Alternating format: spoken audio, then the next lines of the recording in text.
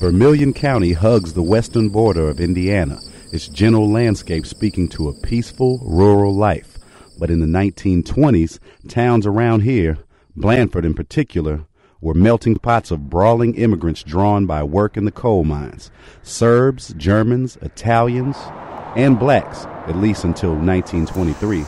When I first moved here, I had a cousin that showed me a clipping from the New York Times. It said Blandford was the biggest little town in the United States, that there was killings going on at least once a week. A lot of different ethnic backgrounds, a lot of Serbians, a lot of Italians, and at one time a lot of blacks. Anymore, there's no blacks. Back in the 20s, early 20s, a situation arose where a white girl was allegedly raped by a black man, and that started it all off. At one time, from what people have told me, there was a sign on a bridge that's about a mile and a half from here that said, "Nigger, don't let the sun set on your ass," and they meant it. And after that, it's just been very few blacks that ever stuck around. But that's been a long time ago, so it's hard telling anymore. When blacks were expelled from Vermillion County in 1923, this was Klan country. Businessmen and preachers belonged. Some records indicate even the local sheriff did, and the Klan drove the expulsion.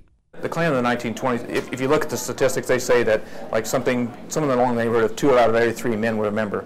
You know, and if you look at the Klan list for the state of Indiana, there were, in the 1920s, there were pastors, there were businessmen, you know, so the churches were highly infiltrated. So at that point, you know, it was more of a popular thing to be a part of. It was more like a social organization. You know, yes, there were, if you look at the newspapers, there were cross burnings in, you know, in the 1920s. But from the standpoint of like Vermillion County in particular, it was more of a social function.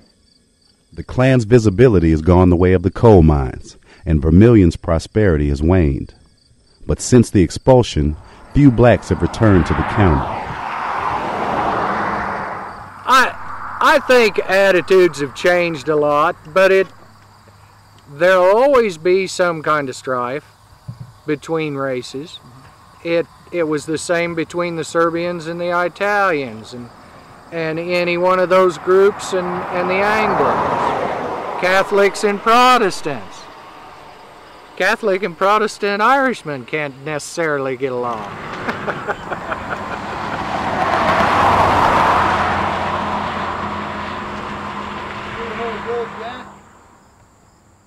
My name is Gibby Dog Gibbons, is what they call me, which I got tattooed on my back.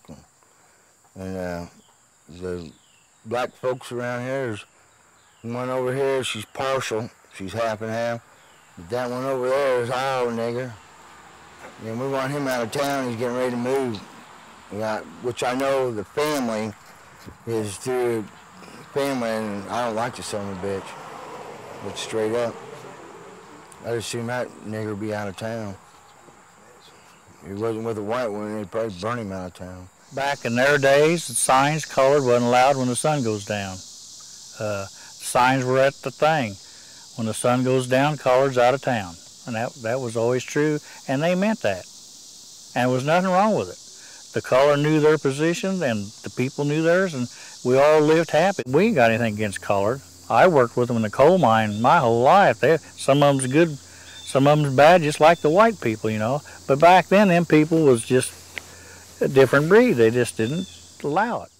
Every once in a while, a minority family will move into the area, and I think they generally get an uneasy sense. I think people make comments under their breath and in passing that cause them to feel uneasy, and most families wouldn't stay much more than 2 or 3 years. You know, and they leave. I think the Klan has a presence here. I think it's dormant, but I think that if something was, if a large population were to come in, say for a mining operation or for some kind of industry, and they were to move in the area, I think that things would probably rear their head again. The little boy that's here in the community that we live in, it's a shame to say that his mom's taking him out of this school and has to put him in another school because the kids tease him, and he's half black. So I hate that. I hate that. I like him.